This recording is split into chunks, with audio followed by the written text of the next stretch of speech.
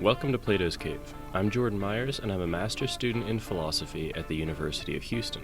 You're listening to a reading group episode of the show, which means that in this episode I discuss political philosophy with two non-philosopher friends, Adam and Giffin, because philosophy shouldn't just be for philosophers.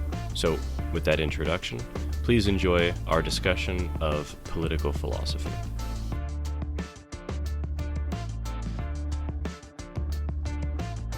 As promised, after the last episode, we are doing the Communist Manifesto, or the Manifesto of the Communist Party.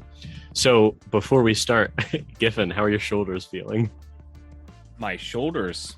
Because I think you're going to be doing a good bit of the lifting for this episode. I will request a Tylenol afterwards, but other than that, I'm good. This podcast doesn't include health insurance. It's not a company yet, so... Strange labor strikes again. I'll be prepared to be alienated from your own labor over the course of this episode. Yeah. I said that because I think I kind of carried the brunt of the work last episode, but I do not think I'm going to be that role this time. Because honestly, I think I understood this text a lot less, to be honest, than the previous one. Well, it's not that I understood it less, it's that maybe I have a lot more questions, and I don't know if those questions are indicative of me not understanding it or if they're genuinely open questions. I think it depends though, right? Because what I was going to say before we kind of dive into this was I think parts 1, 2, and 4 are all, very good, but part 3, I don't even want to touch on part 3 to be honest, because just for the listener's edification, part 3 is a critique of other models of socialism and social reform. At the time. Yeah, at the time, exactly. And honestly, going through those, I didn't feel that, and I could be totally wrong about this, but I didn't feel like that he was very even-handed in explaining what those ideas were and why they were wrong. So I felt it was more of just a straight up critique. So I never kind of knew exactly, okay, what are we critiquing exactly in each of these? It wasn't that clear. Absolutely. No, I have notes in part 3, but it's really the bulk of it's going to be 1 and 2. And then the final page is just a single page, I think. Right. Yeah. So. I totally agree. I literally didn't have a single note from section 3 because I honestly couldn't. It was filled with jargon of factions at the time, and it really seemed antiquated at this point. Yeah, my only interesting we can get there perhaps, but I made a note about what it was in Marx's view constituting social democracy, or so I thought. That was an interesting kind of observation, but other than that, we can honestly skip it over. It's really really aged. Was that the petty bourgeois section right there? Which was more of the social democracy. I had a question mark in one of the places. I'm it sounds like he's critiquing social democracy, but I'm not 100% sure. I think later section. Sorry, go ahead. I was just gonna say, I think that was his critique of petty bourgeois socialism. I think that was it. That sounds about right. Honestly, the section 3 is the one I'm least concerned about. We're not gonna. Yeah. Anyway. In way of introductory remarks, I'll tip my hat in the sense that, again, almost with a strange labor, I thought that Marx did a pretty overall decent job of identifying some pretty grave problems. But then as soon as he turns to his kind of proposed solutions, he really starts to lose me there. And I don't know, I'll give just a very, very brief summary maybe, and then we can dig into it. And then also, if I get anything wrong with this, let me know, because I actually indicative. Might have some clarifying comments. Okay. I did feel much more at home with this than a strange labor. So I took him, honestly, I'm only going to talk about section 1 and 2 because those are the main, kind of proposals. So I took him in section 1 to be either bordering on or explicitly looking at all of history through a materialist reductionism. So he's kind of reducing all of history to what he calls class struggle, and class struggle specifically over only materialistic things. So essentially wealth or property. And that was one. Well, I'll come back around to that later. But then he kind of also talks about, he has this very it's like a very pragmatic way of looking at things. He, says, he's not going to lay out this kind of grand theory of things or talk about divine rights the way things like ontologically ought to be, right? But he's actually just going to do this task of understanding how we got here in order to diagnose what to do now and what the problems are with the current state. So he talks about how we kind of transitioned over history from the tribes of gatherers to a feudal system, and then to manufacturing and to industrialization, where specialization is increasing along each step. And he also seems to kind of think there's some internal and inherent contradiction to capitalism that will guarantee its downfall or demise. And that's when he moves in section 2 to kind of put forth the positive proposal, which, to be honest, this was part of the thing that I was confused about, because he said things that, at least if you look at the exact words he's saying, might kind of appear a little bit contradictory. But the vast majority of it centers around the abolition of private property and the equalization of people in society. So he kind of puts forth that positive proposal in large part by juxtaposing it to criticisms of communism. And that is, really where the meat of the proposal ends. So that's by way of introduction. And then honestly, I think we can just jump into whatever parts we want to from here. Yeah. Sure. And just correct if I'm wrong, but I think he says that capitalism inevitably leads to the abolition of capitalism. Yeah. Because capitalism furthers the standing of the proletariat such that they are now able to cooperate and I guess they're in a better position themselves now. I think we should go to that section exactly to kind of get the logic for that. But hey, real quick, also we should mention he wrote this in 1840. Was it 7? 7? Yes. Yeah. So just as a kind of context is super important here. Yeah. Okay. Honestly, we can go ahead with starting with that. I don't think we have to try to do it chronologically. Do you know, Adam, where that was kind of in the page numbers? I do believe it was in part 1.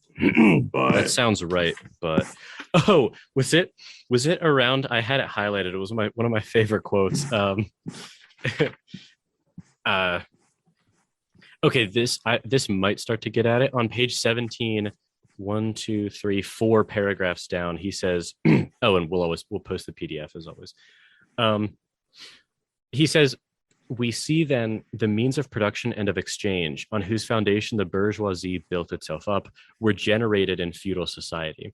At a certain stage in the development of these means of production and of exchange, the conditions under which feudal society produced and exchanged, the feudal organization of agriculture and manufacturing industry, in one word, the feudal relations of property, became no longer compatible with the already developed productive forces. They became so many fetters. They had to be burst asunder. They were burst asunder." That's one of my favorite quotes. But actually, what I just read is that's part of his isn't that part of his historical account of how we got to this problem? Yeah. Yes. Yeah. Well, can we talk about that first? Sure. Then, because the first 2 pages are basically him laying out what he views as kind of the history of, well, it basically is an introduction to historical materialism. Yeah. Go ahead. Sorry. No, I was just going to say, I'm not sure to what extent we want to critique this specifically. Well, I kind of had a lot of mixed thoughts about this because in one sense, I think he gets a lot right with this, where obviously, he talks about the, kind of at the root of modernization is class struggle, right? Where he kind of points out that there's, and this is obviously true if you just think about it, there is an incommensurable tension between the producers of labor and the owners of of the means of production, right? Because if you're a factory owner or a business owner or whatever, this goes back to the estranged labor. You view people's labor as an input, and you want to pay them the least amount possible so that you can generate the most input. And if you're the reverse, if you're a worker, you want to obtain the highest wage possible because obviously that gives you a better life. And there's no way of reconciling those. Like, it's always just going to be a compromise, but it's going to be a compromise that never actually satisfies either side. It's more of just like an indefinite stalemate until conditions change, right? So I thought that was pretty obviously true, but the part that I kind of was very, very skeptical of is that he seems to border on like a purely reductionist view of history, where he's saying every political movement can be reduced to or analyzed in terms of capital or the ownership of production, stuff like that. And that honestly struck me as just obviously wrong. I mean, I was just thinking of examples, and I've talked to you guys about like the Anabaptist movement, and where that sect of Lutherans really, really polarized and went up into the north of Germany, and they had that standoff and everything. Like, property was honestly not at the center of that movement. It was like religious beliefs. So I don't know if you're Marx, if you're analyzing everything through the lens of history, that does explain every given movement. Yeah, it's not really. Well, there's a lot of points there actually. I guess first, I don't know that he necessarily says it's like fundamental to every movement. I think he's saying like in terms of like on a grand scale, like entire like architecture of production, like you can kind of trace a lot of history through this observation, like because there's like this kind of feedback loop between like the productive forces and then the institutions that are erected around those. And then, whenever the production forces change, you get feedback there. But he, at least in this work, and I think he actually does change his view a little bit after this. It's very like unilinear. It's like he says like we all started in the same place. There's one path, and like it goes through these stages and it ends in like communism, right? We're currently in capitalism, and the bourgeois revolution. This is like an interesting thing because it's relevant to history. I'm not sure how relevant to the conversation, but his view, at least at this time, is basically, the bourgeois revolution is necessary, like 100% necessary. Feudalism, then where we are now, and then communism, right? There's no skipping the revolution, which is what the Russians would end up doing. They basically jumped over the bourgeois revolution. So it's just an interesting observation, I guess, that even like later Marxists have a lot of qualms with at least this version of Marx. Oh, also, I do want to respond to your earlier point, though, Jordan. Oh, yeah. I think it's also important to note that when looking at it through like kind of the grand scale lens, Marx points out the fact that many great ideas or revelations that occur are from people that have the leisure and the capital in order to kind of to produce ideas when they're not toiling, right? So kind of going back to like your Anabaptist point, like the idea of like a rebirth in that sense would have come from someone who wasn't a member of the proletariat that was toiling all day. It was someone that came from more of like the bourgeois class, whether that's some sort of Da Vinci, or just somebody that whether they're part of the clerical movement or they're part of the property class, those are not toilers. Those are not people that are toiling in the fields. I think that's what he would argue. I don't know. It was just weird. It was honestly unclear to me whether he was saying like every political movement or any movement could be traced to that, or if he was just saying on a grand scale, it's like, I don't know. It seems to me that like many large movements can't obviously be traced back to that. I mean, like even I don't know. I think like if you look at even the discovery of the New World, right?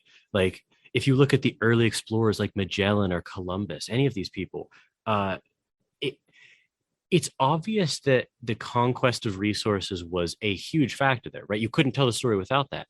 But telling the story in only those terms, it also seems to kind of leave something out.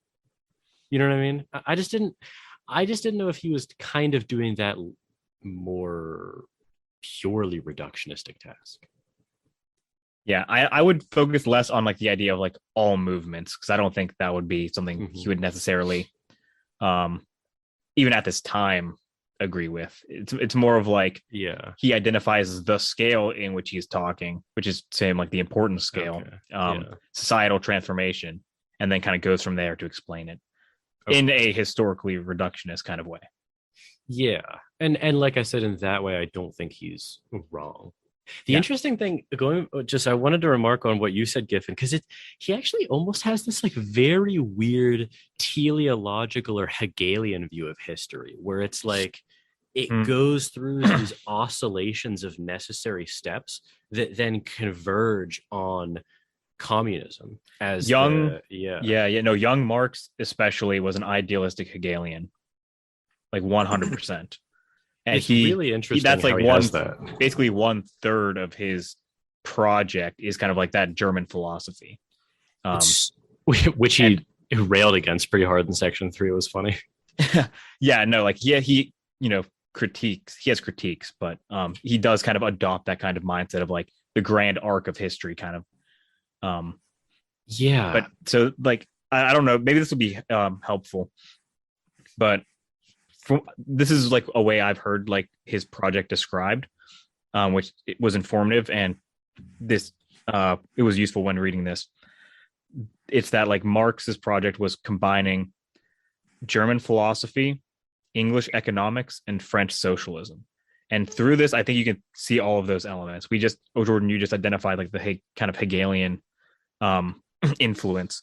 I don't know, like I haven't read The Wealth of Nations, but I'm relatively familiar with like Smith, and he is like all over the place in this, in parts 1 and 2.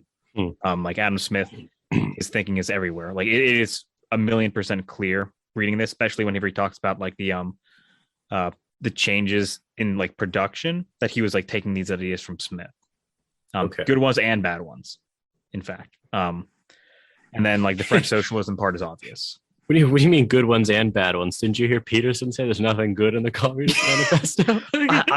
I'm sorry. I forgot to invoke Peterson. That's my bad. I won't even say anything else about it. It's not even worth saying. It's just our suffering. I had a question about on page 16. I had a question about what something meant. 1, 2, 3/4, 4/5 paragraphs down. The bourgeoisie cannot exist without constantly revolutionizing the instruments of production. Oh, also, if people don't know, bourgeoisie are the kind of ownership class, then the proletariat of the working class. So he says the bourgeoisie cannot exist without constantly revolutionizing the instruments of production. Okay, I totally buy that, right? Like that is like the core of capitalism, is you always have to. It's like the newest thing, right? Like there's never not going to be a new iPhone or whatever, right? Okay. But then I didn't understand what he meant by the next sentence. Conservation of the old modes of production in unaltered form was, on the contrary, the first condition of existence for all earlier industrial classes. I don't know why, but I didn't understand what to make of that. Because he's saying, okay, so conserving the old ways of doing things was opposed to that, the condition of existence for all earlier industrial class. Is he talking about craftsmen? Okay, that is what he's talking about there. Yeah. Do craftsmen really not try to improve on their craft? They're like, I didn't really get that. They do, but it would be you would keep you would learn from a master in this period of time, right? You would go be an apprentice where you would kind of learn traditions of producing whatever, Okay. that has been kind of constructed over, or it's been formed over, centuries at that point, right? Yeah. But it's like, okay, in this period of, maybe say iron production, okay, well, out with the old craftsman way of doing it, right? Like we have machines now. So there were centuries of practices that were kind of just thrown aside for machines. Yeah. And to add on to that, what I think he's saying here is even a little bit further. Well, actually, one, I'll add on to like the previous mode of production. Imagine like the guild system. Basically, that was meant to like benefit, people in a particular trade. One way of viewing that is like at the expense of like, consumers or other parties involved, right?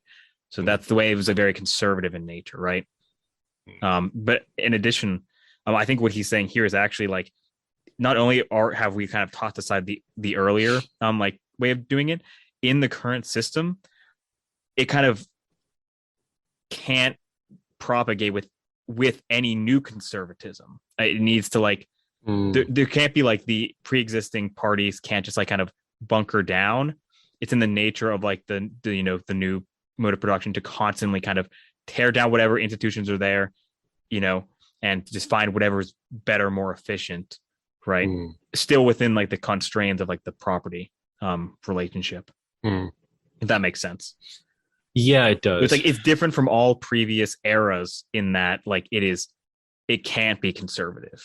There's always going to be, destruction, creative destruction, or whatever terminology you want to add there.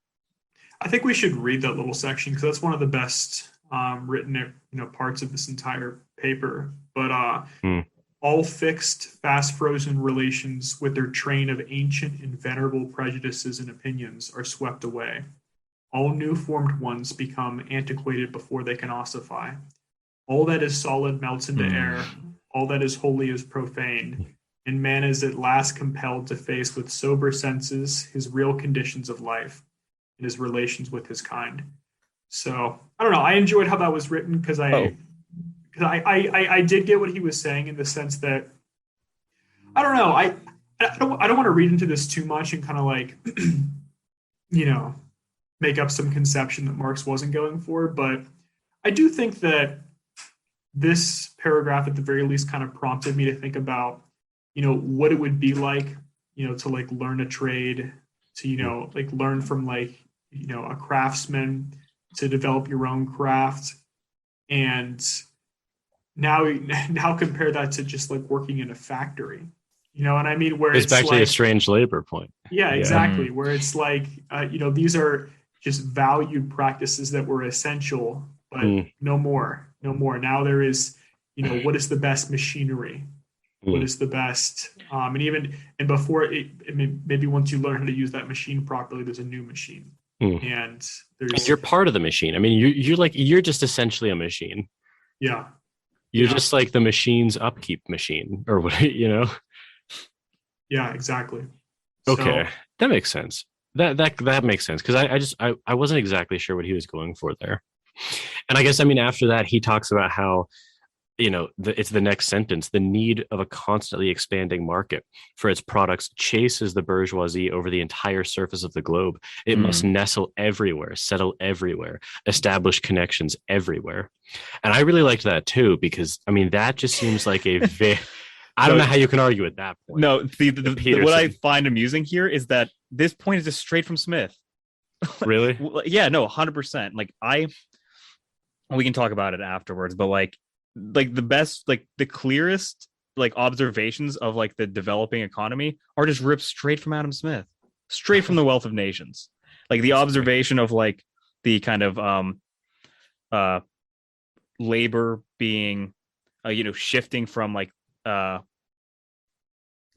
groups like guilds or tradesmen doing things. So like within a factory you have like the division of labor, like that's Smith. Here, like the kind of necessitation of like expanding markets, that's Smith. So like it's acute, it's great, but it's not really Marx. It's Marx having read Smith and then writing it down. Just nice. Another, I thought it would be useful because I have Marx everywhere. I have like, this is straight from Adam Smith. Like And I'll find we'll be able to identify the parts where Marx contributes, not just like regurgitating Smith. But I just wanted to comment on that last paragraph. Like, this was so much better written, in my opinion. It's like it invokes, like, I don't know if this was actually Engels' influence or if it was just. I think it was Engels' influence. Yeah. Maybe it was just like Marx intended to publish it. Like, they were contracted to write this. It's worth mentioning, but it reads really, really well, and it really has some incredible like poetic lines in it. Like, it's really a good read. Oh yeah. They had to be burst asunder. They were burst asunder. All that is solid melts into air. I mean, it's all beautiful. It's like it really is, regardless of great writing. Yeah, no. But yeah, anyways, and I think that kind of bleeds into the next paragraph, which I like too, where he says, like, to the great chagrin of reactionists, it being capitalism in the sense, has drawn from under the feet of industry the national ground on which it stood. All old established national industries have been destroyed or are daily being destroyed. And like, we still see that today, right? Like in the sense that, I mean, I know it's still kind of like a recent industry, but I mean, just consider like coal mining, like in West Virginia or whatever. Great example. Where it's just like, it's been supplanted to natural gas because natural gas is cheaper. It's cheaper. So it's like, and that necessarily isn't like a bad thing, of course, but at the same time, it's just this mode of economic production here. Once like it, kind of, spreads its tendrils to every corner of the earth. Yeah. If you aren't as productive or as efficient as the most efficient and productive thing, you get burst asunder. Yeah, you're out. You will be. Yeah. So, well, this was actually, I thought that there was kind of a neat point that he almost failed to make, which is, I mean, he really could do the reverse side of the historical materialist reductionism and just point out that the problem with capitalism is that everything has to get reduced into just one metric: money, just profit or loss, right? And like, I don't know about you guys, but I have seen that you do see that in industry now. Like, anything that gets proposed in your job, it's just like, oh, does it make dollars and cents or does it not? Like, that's the only metric that things get weighed on. Like, even I heard this like one talk by this I don't remember what position he had at like an insurance company, or I'm sorry, not an insurance company, a car manufacturing company. And he was like, no, you guys don't understand. When we decide to make a recall or not, we literally factor in the cost of the lawsuits for people losing their lives. And if it's less than the cost of recall, we don't do it. It's just like, holy shit. I had the benefit of like an economics background. So this is super like well established in my mind. It's 100% true. This again, it's just like, it goes back to the estranged labor point, but nothing is done for its own sake anymore. Like, everything is instrumental. Yeah, even like the really positive things you can imagine, there's calculations underlying them. Like, there has to be, or else there'll be burst of thunder.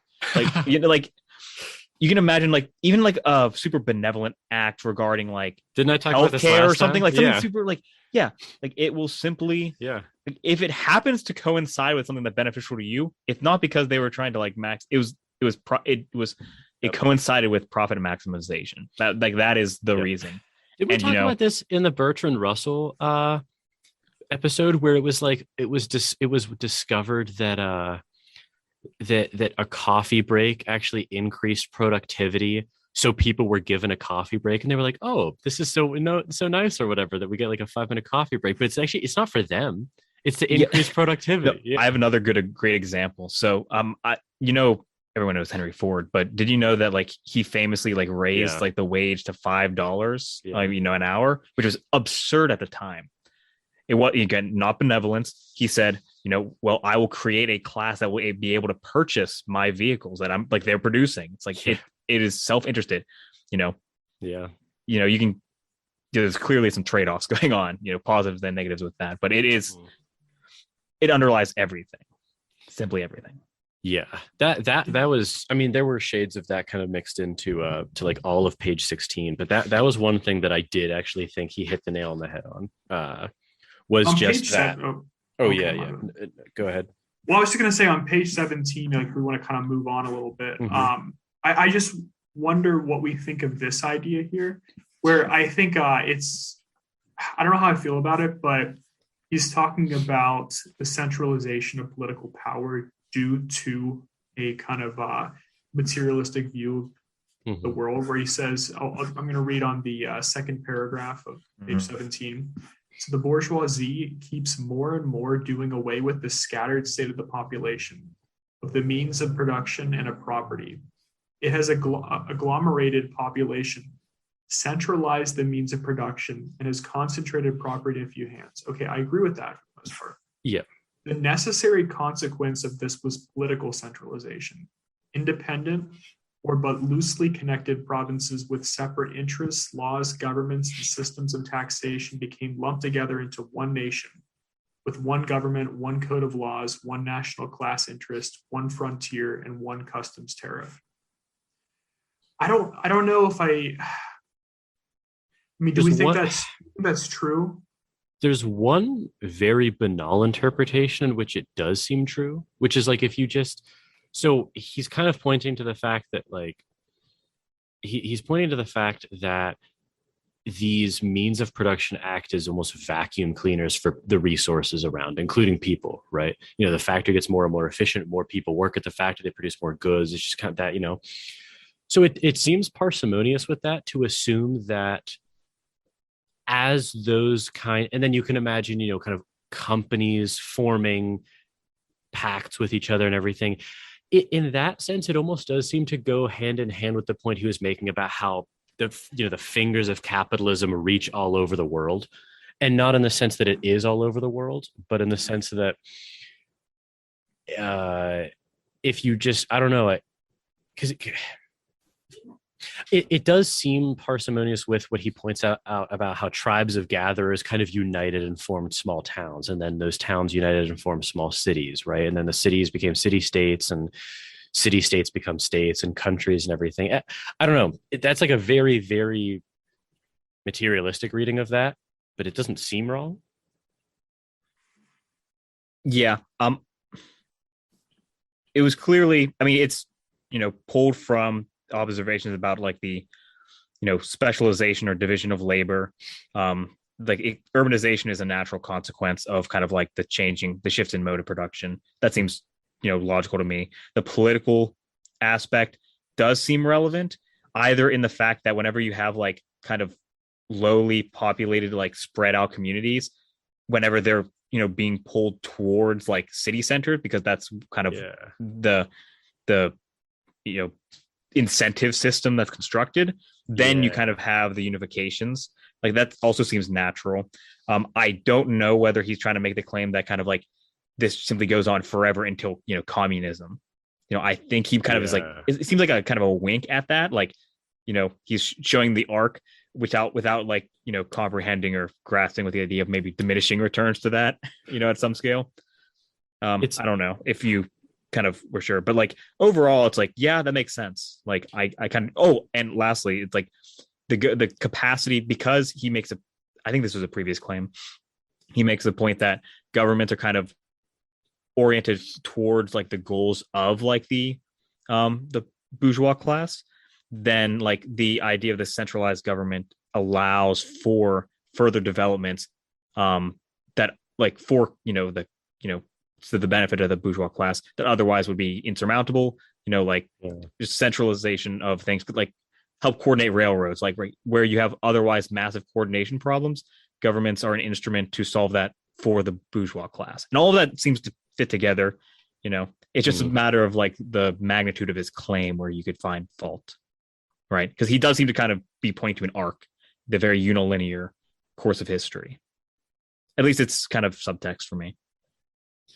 I just thought about it right now when you were talking, Giffin, in the converse side. Like if you just ask what incentive does a, you know, just a craftsman have to kind of unite with people far away? Like none, really. He just, you know, just cares about his kind of local market in that sense, right? But the more you do kind of industrialize, then it kind of very naturally does look more and more like you want to kind of unite and create trade clauses and everything, and that seems like almost a ground swelling or like a bootstrapping of government in a way. Yeah, and I'm going to be making a lot of points and hopefully not repetitive points, but another kind of angle here is just the idea of that previous modes of production, like these kind of, we're not talking about peasants basically ever with Marx. We're talking about like, the previous producers, which were like tradesmen, right? So like industrial production. And he pulls again from Smith and kind of observes, like you were saying with the incentive structure, basically they had in the old system local monopolies on their production, right? So there was no incentive to like broaden the market, because then you face competition, right? But because of like the kind of new capitalism, he doesn't use the word capitalism because it hasn't been developed. We can just kind of shorthand capitalism. It kind of forces the market broadening, which forces this coming together, which forces like the political consequences. That's another angle. This is the idea of like kind of the previous labor local monopoly I thought I'd introduce. Again, I'm pulling out all this stuff from basically Smith. Yeah. Yeah, I think I buy everything you said there. I think it just kind of comes back to an idea Jordan brought up earlier, where it's like, okay, like I understand why what you just laid out can lead to the centralization of power, which then leads to the centralization of, or the political centralization. But it's almost like, okay, there are many other reasons. It's not the whole story. Why you get political centralization, but you can understand why the concentration of capital among individuals can lead to political centralization. So yeah, I mean, I actually kind of, maybe it's just my economics background, but I kind of do lean towards the view that like, not that it's inevitable, but it is a pretty strong force, like a very strong force. Would you agree with this? It's not the only. I wonder if this kind of could sum up Marx. It's not that centralized government was kind of the natural. Let me rephrase it. I wonder if this would be true. Centralized government. The reason for it is not this industrialization, but it wouldn't have happened without it. Something like that. Like it's not the whole story, but it is a necessary condition for it to happen. I'm sorry, which is a necessary condition for the other? What's the direction of your claim? I'm wondering if like the industrialization and specialization of everything that Marx is talking about under capitalism is a requirement for centralized government, but it doesn't tell the whole story of why it occurs. I think he's saying kind of the opposite, though, right? Yeah, that's what I was trying to get at. Because you can imagine previous like political institutions, just like monarchy, like you can, pretty centralized, to some degree, maybe not related to production. Would happen without? I guess it just depends on what scale, but like, why? What? I don't know. What incentive would a bunch of like if you just go like way back, just a bunch of tribes in like the Middle East, right? Mm-hmm. What reason would they have to band together besides warfare, right? Wouldn't it be warfare over resources? No, it could be. I mean, that's true. I guess it could be different. Yeah. Okay. No, I buy that. Or religion. Yeah.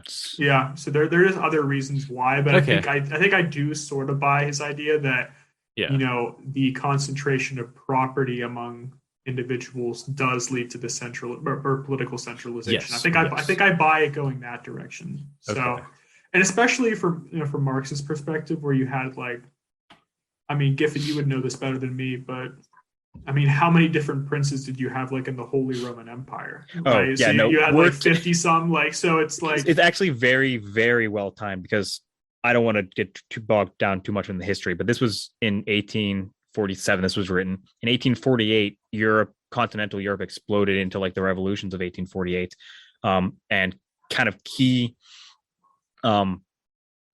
coalitions that were developed were that were super critical is kind of the unification of the German peoples, which didn't quite get off the ground yet fully, and then the unification of Italy, which didn't get fully off the ground yet. So this is kind of what he's observing, and it almost basically does come to pass at some point.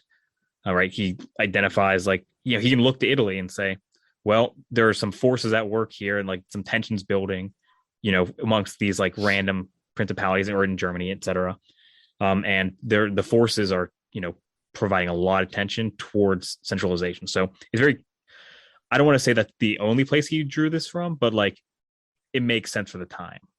Yeah, considering he's like positioned. I don't know, where did he write this? Did he write this one in London? I want to say London, but I'm not 100% sure. That sounds right. Yeah, I think he did. But I guess he had maybe just moved to London, so he would have been in Germany. So, or I guess not. Germany wasn't unified at that point. Yeah, so you're right. One of the three states. Yeah. Yeah, so he was there. Yeah, he was very aware of what was going on in continental Europe. Yeah. Okay, do we want to talk about that inherent contradiction? Because this was something that I wanted to talk about in terms of the modern day, right? So he almost talks about, and like, I don't know, there are quotes that I could give. So throw us a quote, yeah.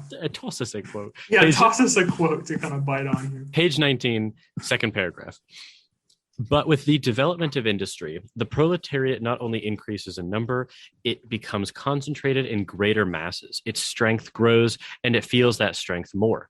The various interests and conditions of life within the ranks of the proletariat are more and more equalized in proportion as machinery obliterates all distinctions of labor and nearly everywhere reduces wages to the same low level. Okay, so that's like kind of his stage one of the downfall, where the problem is that the proletariat, not only he's saying you need more and more workers, obviously, and the wealth is being concentrated in fewer and fewer hands. It also becomes concentrated both in, I think he would say, like geographical location because of the centralization, but also in terms of similarity of living standards, right? So you can kind of relate to people more easily, right? So it's actually this backhanded way in which the proletariat is increasing as in power and in concentration as they become more useful for the bourgeoisie. So then at the bottom of that page, he talks about another kind of development. He says, finally, in times when the class struggles nears the decisive hour, the progress of dissolution going on within the ruling class, in fact, within the whole range of old society, assumes such a violent, glaring character that a small section of the ruling class cuts itself adrift and joins the revolutionary class, the class that holds the future in its hands. Just as, therefore, at an earlier period, a section of the nobility went over to the bourgeoisie, so now a portion of the bourgeoisie goes over to the proletariat, and in particular, a portion of the bourgeois ideologists who have raised themselves to the level of comprehending theoretically the historical movement as a whole. So he's kind of talking about how like people begin to jump ship almost, seeing that growing swell of the proletariat, and I don't know,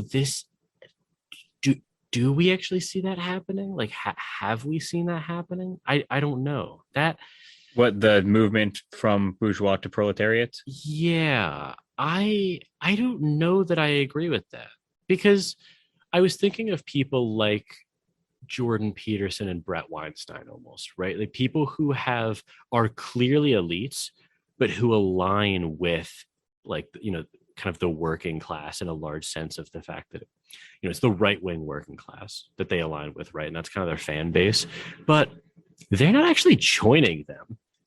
They're kind of using them as means of production and just ad revenue and book sales or whatever, right? Like, I don't know. Yes. So I guess I think the claim is less about like that it's inevitable that, everyone becomes proletariat at some point. It's more like the forces are of such a degree that like unsuccessful bourgeois will fall into proletarianism because I don't think it's unsuccessful. No longer, because if you're unsuccessful at becoming bourgeois, then you just are proletariat. I think it had to be if you are already bourgeois and then you fail at continuing to be because of the competitive forces. I didn't think he was saying that though, because then you're not like jumping ship. You're kind of like falling out of favor with the bourgeoisie. You fall out of the class because you lose your property. Is more like.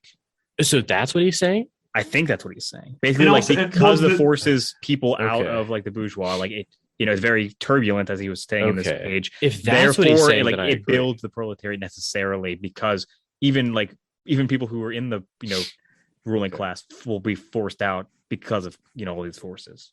I think that's what. So that's what. Okay.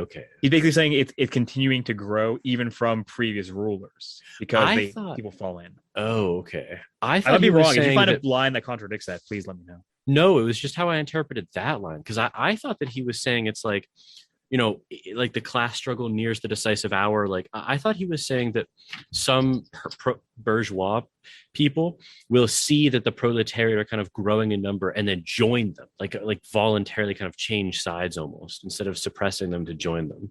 I think he does say that too. He says that too right there, where he says that there are going to be intellectuals that see, kind of like in this Hegelian way that you guys were describing, that the ultimate end is communism. So they recognize that fact, they understand the arc of history, and they kind of just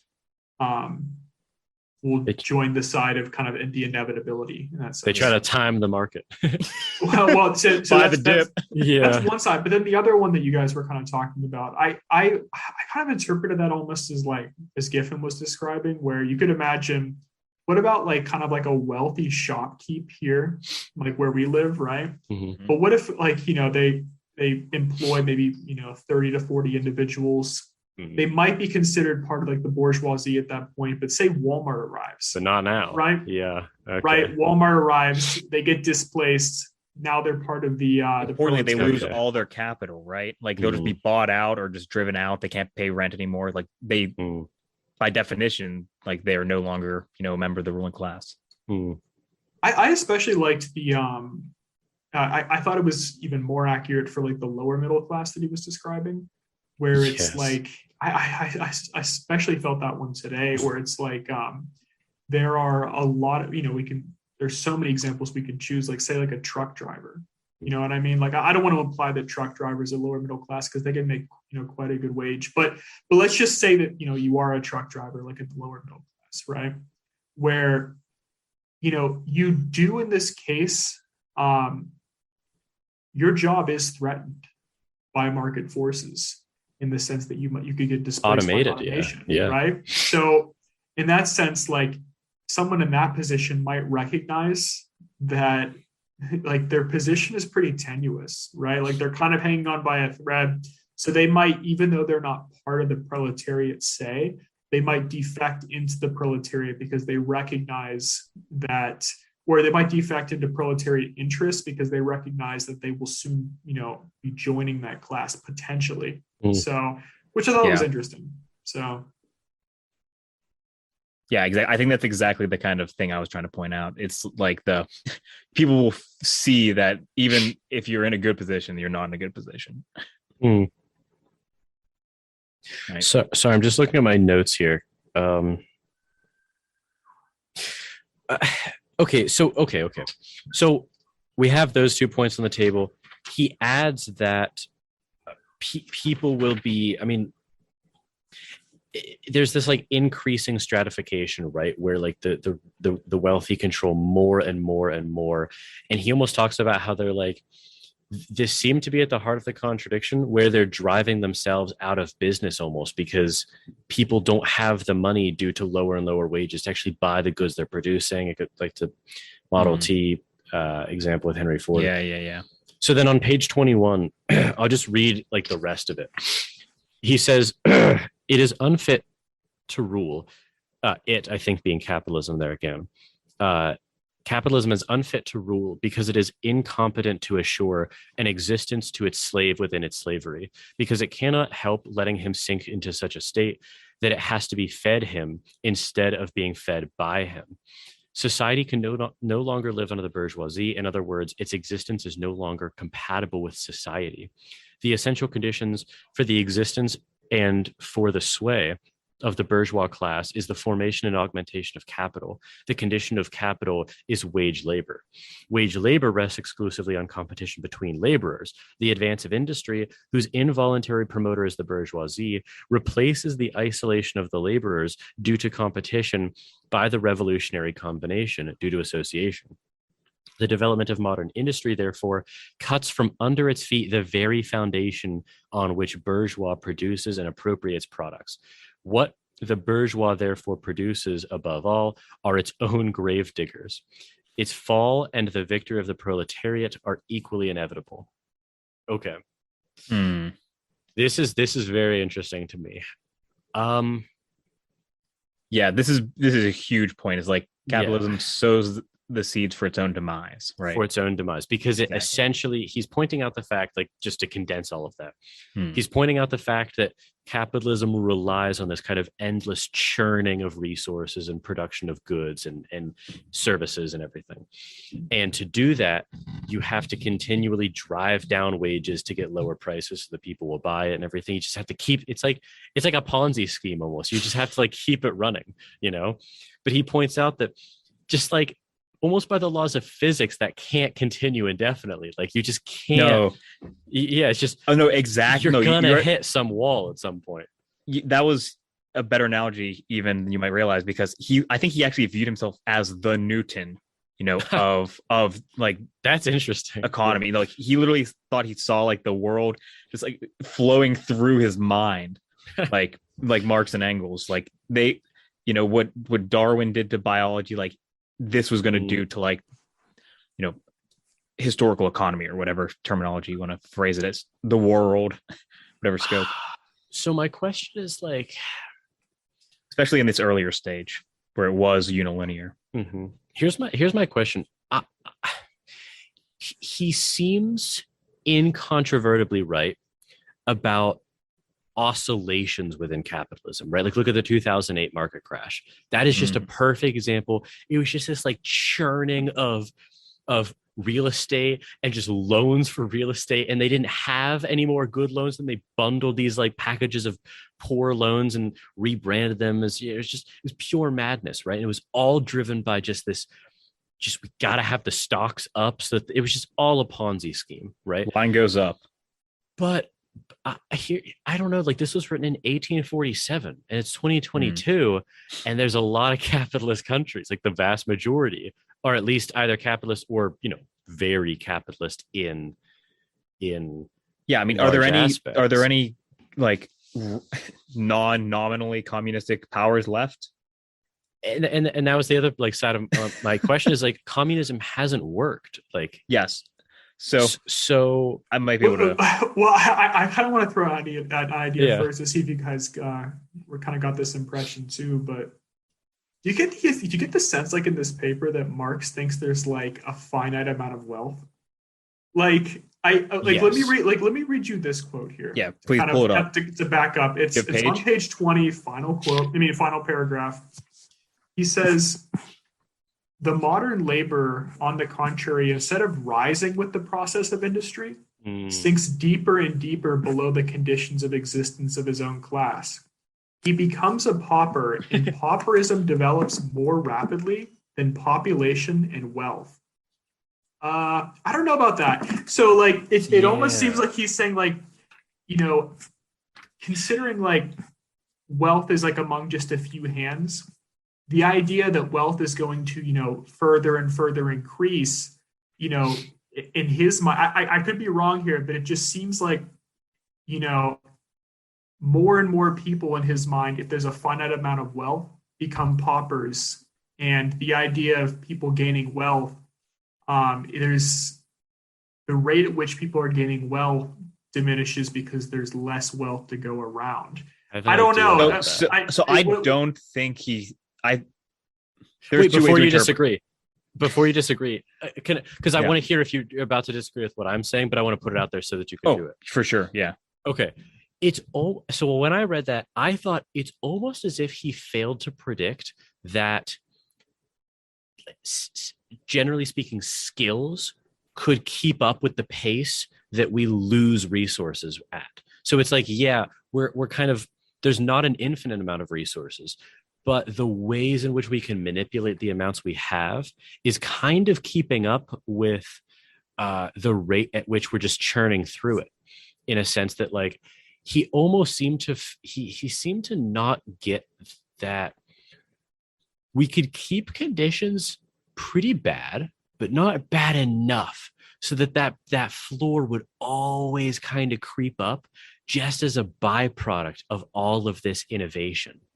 And I wonder if that's why we actually haven't seen his prophecy come to fruition. So I don't know if that was included in what you were going to rebut, Giffin, or not. I was a little. I know I was. Okay, I was going to address something a little bit slightly different. We can still talk about that though. So the point, like the quote, Adam, that you read was about had a question about whether he kind of viewed wealth as kind of like, you know, finite, and then it's like he's making a comment about like it's simply going, you know, more and more to this group, right, which leaves you obviously in a impoverished state. I think, and he's not very clear, but maybe this is a generous view, but I think he's saying he's observing a relative, right? It's a inequality that's developing, not necessarily like an absolute decrease, right?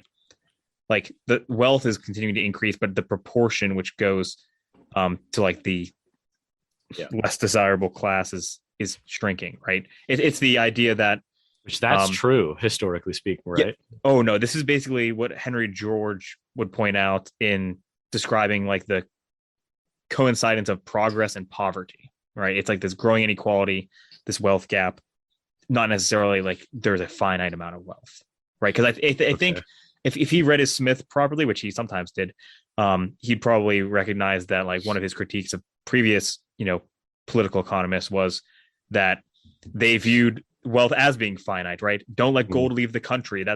Keep the gold in the country, even though that was terrible to trade. You know, things like that. It's ridiculous, like you know, mercantilism. So I don't know if that answered your question, Adam, and I definitely know it didn't really address your point, Jordan. Apologies. They were different. I didn't know if yours was going to hit on it. It didn't.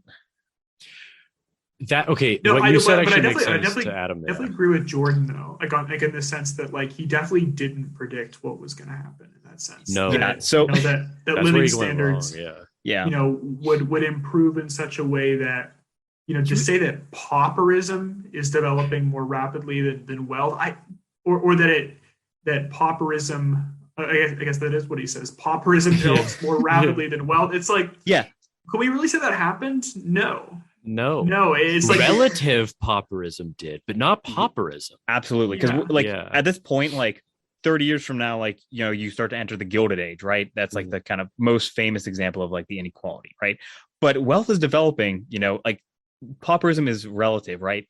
We still drag people up. They're just way farther than like the people in the head, right?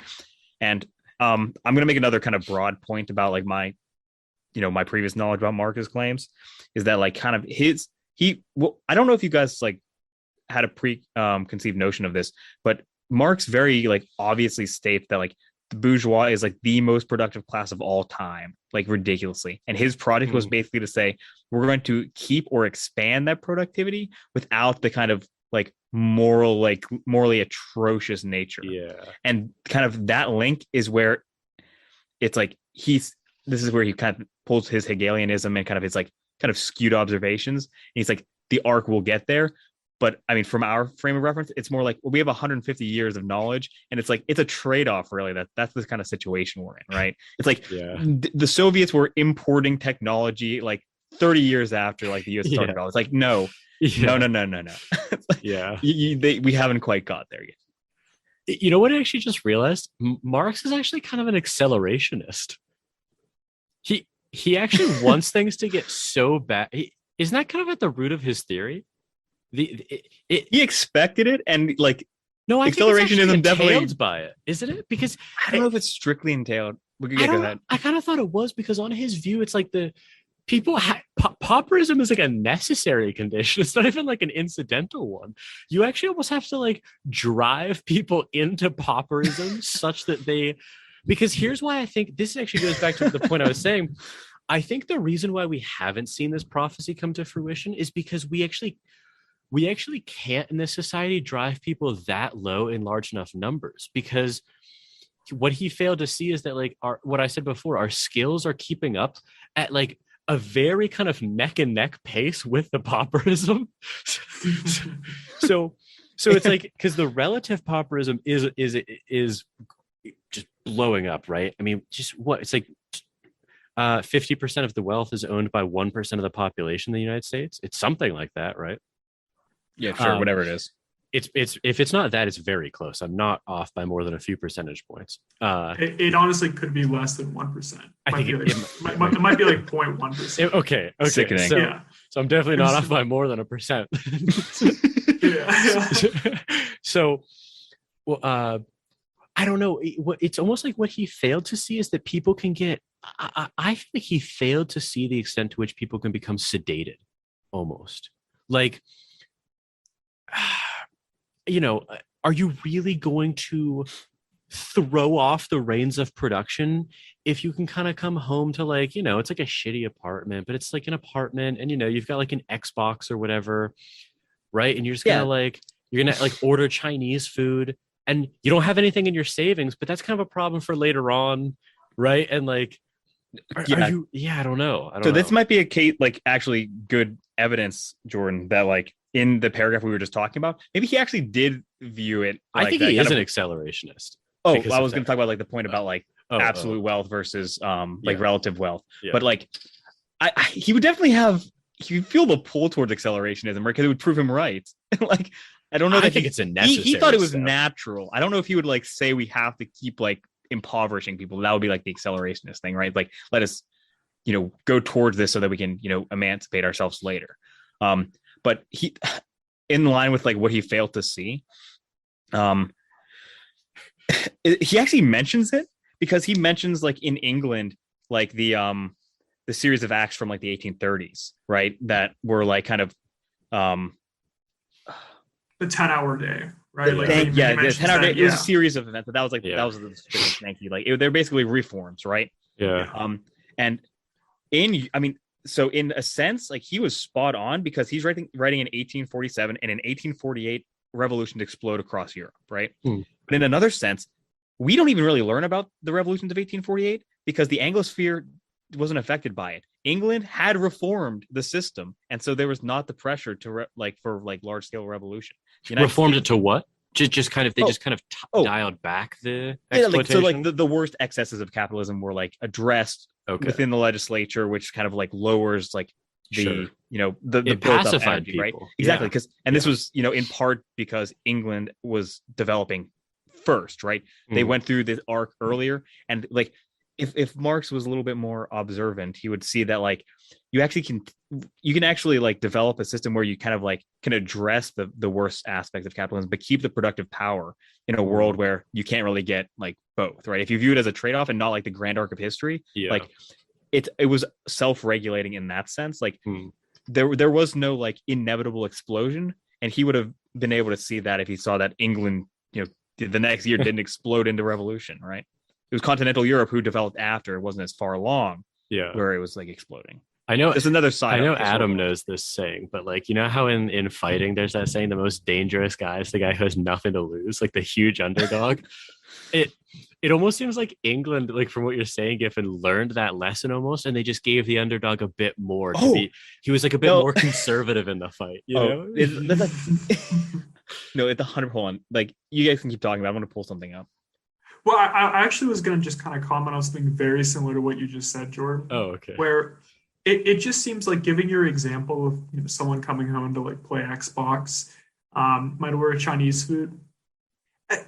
Marx doesn't describe a character like that. Like, he keeps describing a subsistence wage character who has no property. Yeah. He's property-less and just earns enough to continue to exist in order to act as an input. Yeah. Exactly. Like, I think I might want to. This might be a clarifying point, but whenever he says property, I think he's kind of referring to industrial property, right? Like property which produces, not necessarily like I own a baseball, Like fair enough. Yeah, fair enough. But that's an observation. He does paint Adam's picture a bit. He's no, almost he like 100% picturing... he does. I just wanted to clarify that specific point. No, he imagines people like they get barely enough money to get like the the Soylent Green like tube into their throat, and then they get back the next day. Like he does paint that picture, and he says it's inevitable. No, you're totally right. I used property wrong there. Yeah. But he does describe subsistence wages. Oh, where the situation Jordan described, it's like you're above subsistence. You have some quality of life. Yeah, and you can imagine, and you can even imagine like non-existent. Even like those like kind of ridiculously unlikely but still technically possible scenarios where like if you're like super frugal and efficient and like minded, you can actually kind of rise through that system, like because you're not like literally, it's not impossible to save, it's just less than likely, right? Yes. Like you're not literally also, barely getting enough nutrients to survive. And he also seemed like he overlooked the fact that dream would just be pumped into people. And if you want to do a conspiratorial view of that, you could almost say in order to prevent revolution. Do you know what I mean? I mean, the idea that you're just a millionaire in waiting, like every Republican voter who understands the tax code is essentially falling for that, right? Like, well, I'm not a millionaire yet, but I don't want the tax rate to be high once I get there. No, it's just like... So this actually draws back. This is the point I wanted to make. Like the promise of wealth. It's everything. It just keeps the system going. Yeah. One, psychologically, yes. Even if you know that there's a slim chance, if it's physically possible, then like it's not. You're not going to be critiqued. This is kind of something that is brought up a lot in discussions about like home ownership and like segregation. If you have soft segregation where like there's like one black guy in the neighborhood, like you internalize the fact that it's possible, right? So you won't complain, even if it's like never going to be more than one, right? So like that psychologically seems very, very true. And your point about like preventing revolution is also 100% true. So we obviously are all familiar with the idea of universal healthcare, and the origins of the system, like the modern system, is in Germany in like the 1880s with Otto von Bismarck, like the most conservative figure in like European history. And it was basically just a cold calculation. It's like, if we give them this, you'll prevent revolution. Yeah. Marx failed to see like that self-interest even from like the ruling class. You can view that in a darker, more of a like a light way. You can either view that as like, capitalism actually isn't some like literally subsistent wage driven thing, or you can view that as like, preventative for like the development of like the next mode of production, which is more moral. It's also like Marx seems to like almost like imagine like a ruling class like in the United States, you know what I mean? That like that actually just like doesn't give a crap, like no matter how bad the conditions get, it's just like people are like, could we get universal health care? And like the ruling class, but like worse than that, the ruling class is trying to like, pull back the things they do have. You know what I mean? Just like Social Security and stuff like that. It's just true. They're actively working toward their own demise in that sense. Yeah. Where he doesn't give them like, certain nations like enough, savvy credit in a sense. Yeah. For like, okay, here are some reforms we can make in order to continue to perpetuate this system. So it's also, and this was my last thought before we move to the positive proposal, it's almost like Marx doesn't realize, or the picture he paints doesn't include a middle class.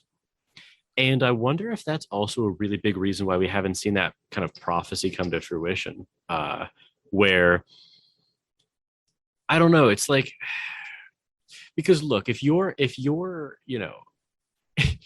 that pauper that he imagines, you're never going to become just like, like the factory owner. And people probably know that.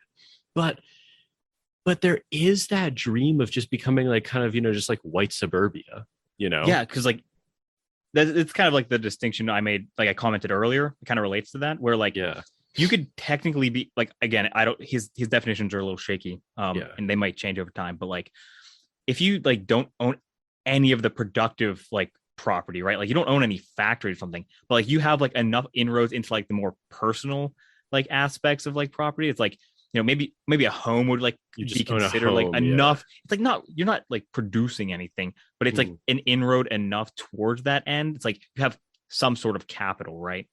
So it's like he totally saw like it is like impossibility. Like It's like you either like go to like, you know, the darkest, like most evil calculation of like how many calories does the person need, and I'll give them no more than like a single one more than they like he imagined that, like, and it's going down. He doesn't really imagine a kind of like class of people where like they don't really own any means of production, but they can actually like get a pretty fulfilling life. I mean, in the best cases. Well, this made me think back to the estranged labor point again, where it's like, okay, think of some just objectively incredibly wealthy person like Bloomberg or Trump or someone, right? Yeah. They actually can't see the difference between a great middle class life and a really poor life. They actually can't see that distinction, right? I mean, it's like they're kind of squinting. They're seeing that one house is smaller than the other, but like, you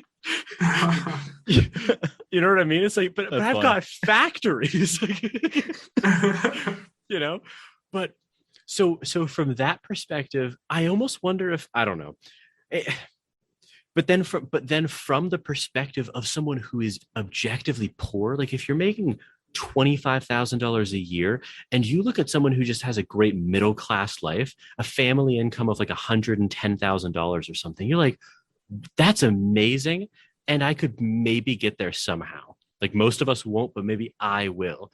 And it's like, exactly. Because I mean, it ties back to the conception of like the class where he's laying out, like in like the broad sense, like both of those people might technically be like, it's assuming that they're not self-employed, like the wealthier case, like the, you know, 110 a year. Like if they're just like a really like good skilled like worker, you know, don't own the means of their production, right?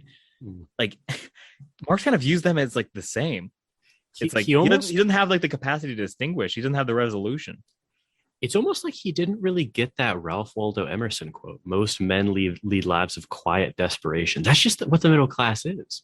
He almost thought that all lives of desperation were going to be loud and pauperous ones. He kind of forgot that people can live lives of quiet desperation, I feel like. Yeah. And that just really reminded me of the estranged labor point, where it's like, I don't know, just look at like the people of our parents' generation in large part, right? I mean, that's a pretty quiet and pretty desperate life. Yeah, I don't know. I just to make a quick side note before we move on, perhaps, but you can definitely see where like the idea of alienation persisted. I don't remember exactly when Estranged Labor was written. It was like one of the Paris manuscripts, I think. So it was like, I thought it was written before this in 84. It was 84. I thought that Estranged. What was sorry? 1844. Okay, yeah, I wasn't sure if you meant the direction was wrong. No, so Estranged Labor was definitely written before this. Oh, okay. And I'm saying like and you it was can very definitely clearly 1844. he was okay. He was still like on that kind of streak. Like it is, the alienation does permeate through this work. That's all I wanted to say. Is like it's here and it's presented better, in my opinion. Yeah, I think he definitely connects it to the political theory better in this. Yeah, at the very least, yeah. All right. Okay, because I want to talk about his positive proposals, because I don't know, almost with the Estranged Labor again, it's like I kind of saw a lot. I was very amenable to his laying forth of the problems, but again, I didn't understand how his solution really aimed to solve a lot of those problems while maintaining, I don't know, their benefits, right? So okay, I don't even have, I'm not even sure, because it's like, to be honest, I didn't understand what he was saying here in large part, because he talked about like the abolition of property, but then he kind of backed off of that, but then he was like, it's all property, but then he kind of backed off of that. I don't know what he's advocating for, to be honest, at this point. In part, I think my comment earlier about distinguishing like the types of property is what he's trying to get at here. Okay. Like he's basically, so in the first, we're looking at just the first page, which doesn't actually have a number. 20, it would be 22. But basically he's like laying out, he's basically predicting like what the reader, like maybe even a sympathetic reader might hold reservations about, like especially like towards the bottom of the page, where someone is like, this is the second to last paragraph, hard-won, self-acquired, self-earned property. Do you mean the property of petty artisan and of the small peasant, the form of property that preceded the bourgeois form? Like this is what someone who's reading this would say, like you're gonna eliminate that like my self-earned property, and then he kind of clarifies like only the property like that is bourgeois, which is to say like the private property that relates to production. Yes, that's kind of what he's trying to clarify. Is like if you're like, especially if you're dispossessed like artisan, which is he actually addresses specifically. Like you imagine like your tools, like your workbench, like your don't take my tools. No, I mean seriously though, like they're already dispossessed because like a factory can produce like 20,000 pins when the pin maker produces 2 a day. Like they're already concerned about that, and they're like looking for solutions. Like this seems to be sort of sympathetic, but clearly the communist rhetoric was already everyone was a communist at this point. So he basically lays out like it is not like your tools that I will be confiscating. It is like the bourgeois property that is productive. That is important to the means of production. So that's like at least the first. So what's I guess with that one though, can you clarify a little further on that? Like how does he? I mean, I don't know if you would know this, but how does he actually distinguish between like when the when artisan begins to sort of become part of like the bourgeois and because like you can imagine you can imagine here's just my perspective. You can imagine like an artisan maybe employs 3 craftsmen, right? Pretty small. You wouldn't really consider him bourgeois per se, but okay.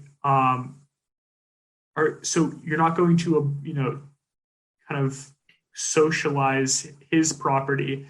But what about it? Maybe 10. Once you utilize machinery at that point. What's important to realize is that the artisanal form, like we're talking about craftsmen, like masters, guilds, that is not the bourgeois system, right? This is the previous mode. This is the feudal. The people who we be addressing here are like the dregs of the feudalistic system in continental Europe.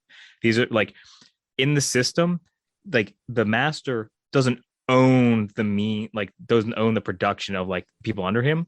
It's like a situation like a kind of I'm imagining like a guild situation, but like if like the apprentice produces like a sword, it's like there's a relationship between the two obviously, but like the sword is isn't the master's property in the same way that like if I'm on an assembly line and I like drive nails into whatever all day, like you don't own anything there, right? Like that's the estrangement, and there's less estrangement in the artisanal case. So whenever he's talking about like addressing these people, he's addressing people's like the political situation has changed.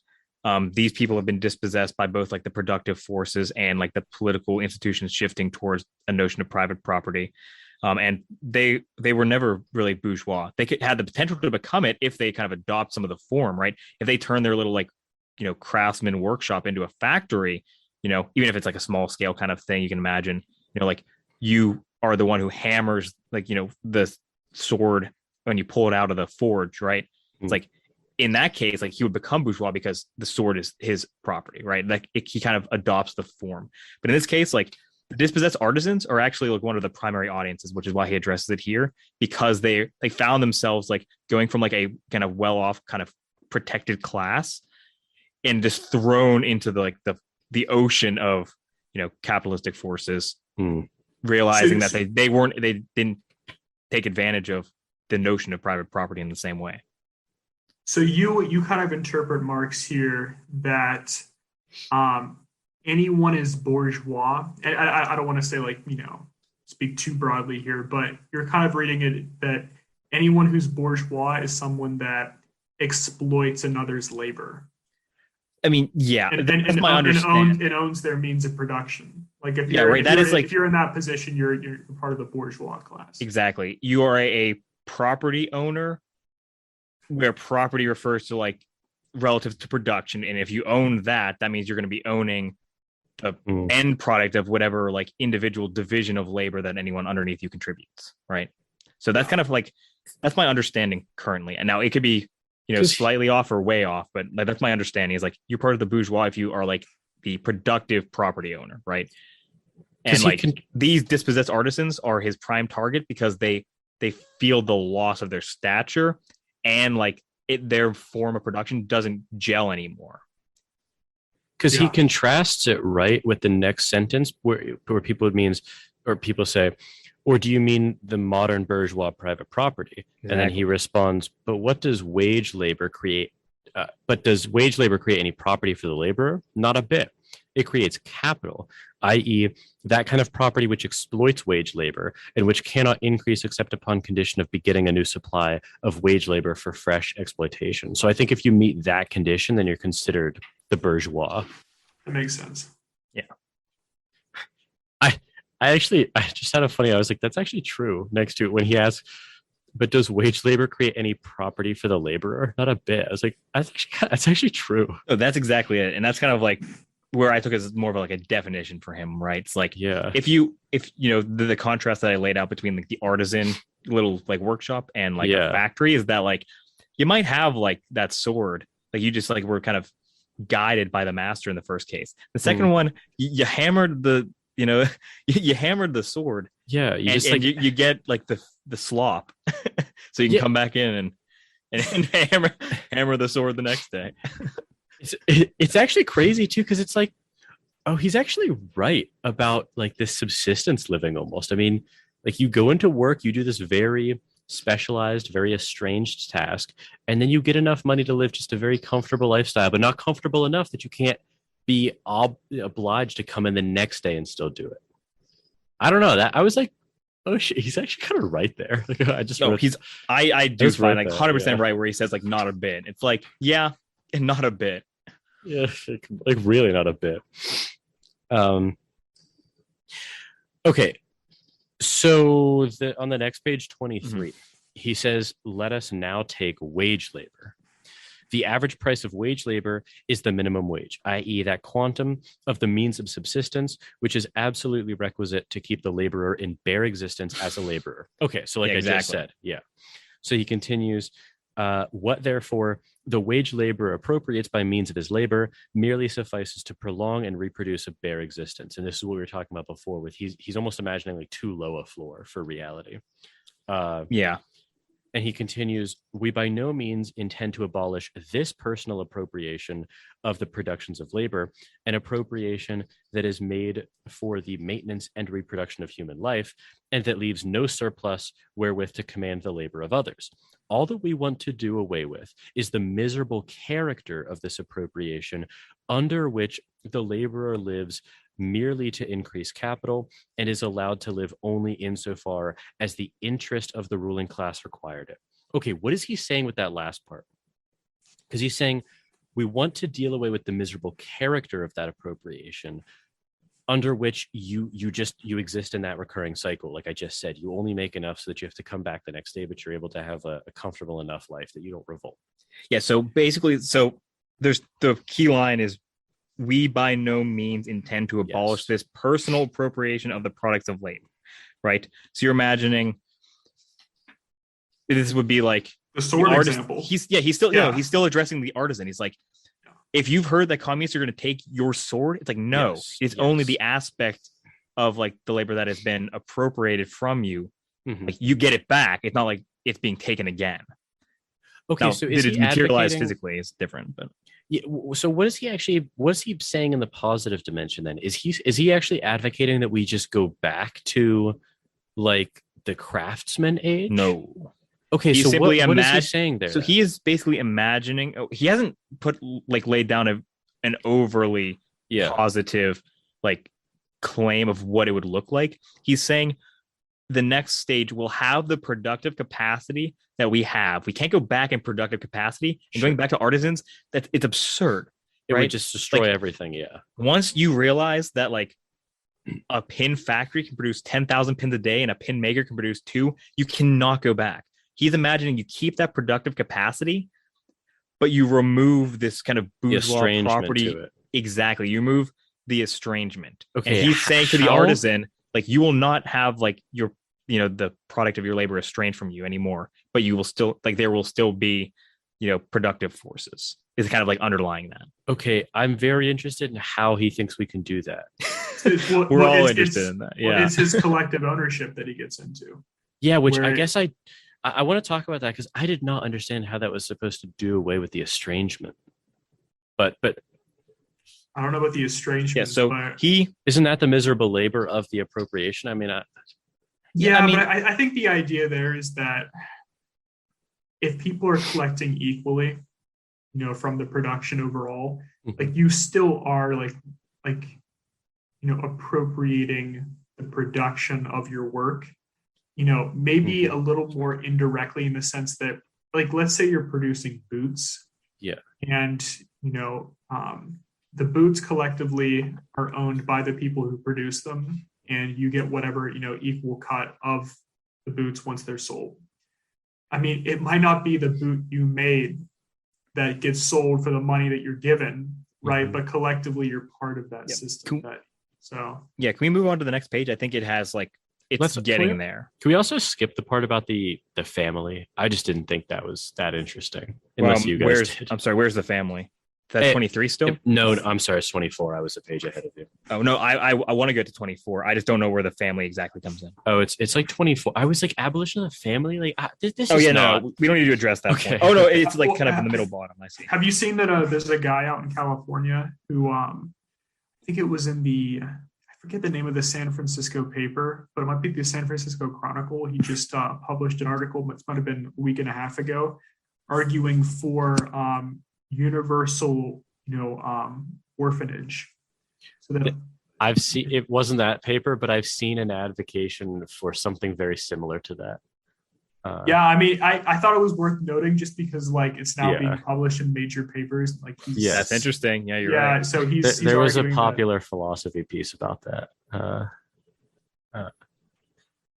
I didn't. The only reason why I just didn't think it was that germane to this conversation. To me, it was kind of more of a political statement, addressing the concerns of the audience, which we don't have those concerns. So it's exactly.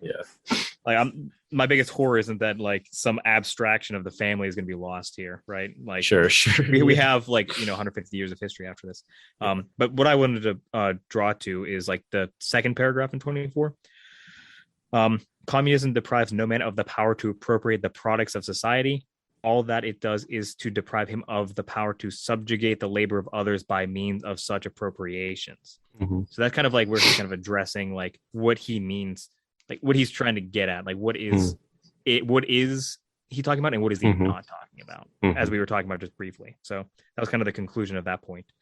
I had the next two sentences highlighted. He says, it has been objected that upon the abolition of private property, all work will cease and universal laziness will overtake us. And then he begins to respond, according to this, bourgeois society ought long ago to have gone to the dogs through sheer idleness, for those of its members who work acquire nothing, and those who acquire anything do not work. It was a clever point, but I actually don't know that he addressed that kind of seemingly legitimate concern of I don't know, because it's okay, look, here's where I'm at right now with this. All the problems he points out are right, both from estranged labor and this, but I don't know. It's also I kind of like having, companies produce pharmaceuticals that are relatively cheap. I kind of like having clothes that are relatively cheap but nice. I kind of like all these things.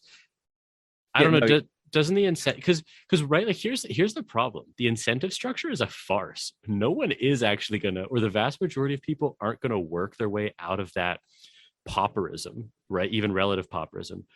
But don't we kind of need them to believe that in order to work? I don't know. This is all very paradoxical. Isn't he still talking about private property in the sense of capital in that sense though? Because he already said earlier that he is not talking about property that one might own. He's talking about so in that case, about your hammer. So in this case right here, so he's saying people could still get rich, but they wouldn't be able to own means of production. So according to this, so bourgeois society, so capital owners ought long ago to have gone to the dogs through sheer idleness. So the workers, they acquire no property to increase production. And those who acquire anything, so the bourgeois, so those who acquire property in order to, further production, they do not work. It's not entirely true either. Of course, He imagines like someone who literally sits in a chair and just watches, like just watches the stocks, literally reaps the benefits. Exactly. Like the reality is like if you're the owner, you're going to be working. It's just that, like, that's the thing is like he makes very large, untrue assumptions about like what it is. Now, were they true at the time? Perhaps sometimes. Perhaps he could have come up with like a legitimate example, like, this is like the rent seeker. Like if you own property, like you can actually just sit down, like land. I mean by property in this case, like you can literally just sit and watch the benefits be reaped. Like someone pays you money to like rent the land. You can literally just stare at the wall and you just become wealthy if you have enough of it, right? Yeah. He's imagining that in all cases of kind of production, where in the reality we can imagine like the super busy CEO, like the kind of almost like just go into his office, he's just staring at the wall. Sir, don't interrupt. Aggressive. Yeah. So like that's another, instance where he either didn't foresee or he was willingly kind of ignorant to the reality. He really does imagine the guy like the factory who's just like behind the door. He's like, just open up his office. He's like, get back to work, or just like, or like the classic quote, like back to the mines. When someone comes out, back to the mines. That's exactly it. Okay. Hey, do we have any more? Oh yeah, go ahead. I have a question. Okay, so people are allowed to become. People are allowed to increase their private property, not means of production, under what he's proposing, correct? So like you can own, like you will own the product of your own labor and like the means of that. He's suggesting like it's not that you won't own anything. He's not taking away the artisan's hammer. He's taking away your ability to get the other, like the person under you's sword that he like was not produced by you. I'm trying to pull this analogy, but the reality is he's not like specific enough. Like we have like genuinely don't concern. Understand. Here's my problem. Like I understand what he's saying theoretically. If you're like if you were like, okay, put what Marx is saying into even like the most generalized policy prescriptions, I have no idea what to do there, because like everything that I would do based on this conclusion, he attacks as being that like petty socialism or whatever, like redistribution. Yeah. So but I don't understand what he's saying. Well, I'll just give you what people are saying today, right? Like people are advocating for co-ops, which they think is like a producer co-ops, or consumer, so I don't know too much about them, but from what I've kind of gleaned at this point, individuals are part owners in the company. So who do the laboring? Yes. And in the case of the producer co-op. Wait, Adam, I do know a little bit about this. Real quick, is it essentially is it almost like the difference between the Green Bay Packers ownership and the rest of the NFL's ownership? Yes, I would say it's very similar to that. Okay. Yeah. Okay. So if I'm understanding this correctly, it does seem like that seems to me like that either entails the keeping of the estrangement. It's just you make a lot more money because you also own stock in the company, or doesn't it entail like a real loss of productivity? Like co-ops don't. That's the thing. He's saying that it will be this way without actually. And to be fair, this is like a political document, so he's trying to draw in supporters, right? But the reality is, you're 100% right. Like it's hard for us to imagine like keeping the productivity without like the estrangement, because even then, like what he's kind of getting at, like the modern example of the co-op, it's still kind of an abstraction because there is a division of labor. It's you the have division to, with any division of labor, which is kind of and I don't know if he recognized that at this point. He might have still got it backwards from Smith. I don't know whether this, like Marx writing this, thought that it was like the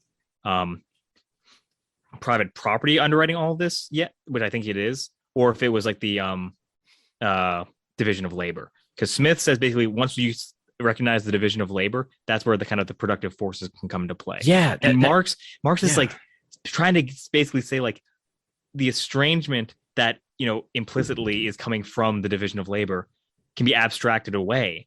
But with the productivity can remain. And it's like it's very hard to imagine that, because like if you're in a system with division of labor, there's going to be some estrangement, only if it's because like it's hard to abstract the concept of your production. Even if it's just like just you, it's very difficult to do that.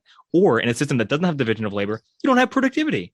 Yes, you're back to like the lone man, like just you grow your own wheat, you grind your own grain. Like, in which case, why is it even a company at that point? Almost it's at that point. No, at that point, there's not a society.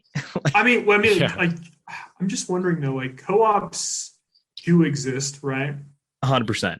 Yeah, multiple kinds. And people are largely pretty happy in co-ops, and there are some that have existed for decades, right? So they can be productive, right? Oh, they can be productive. The question is whether they can be like productivity, which Marx imagines is competing. To compete co-ops, exactly.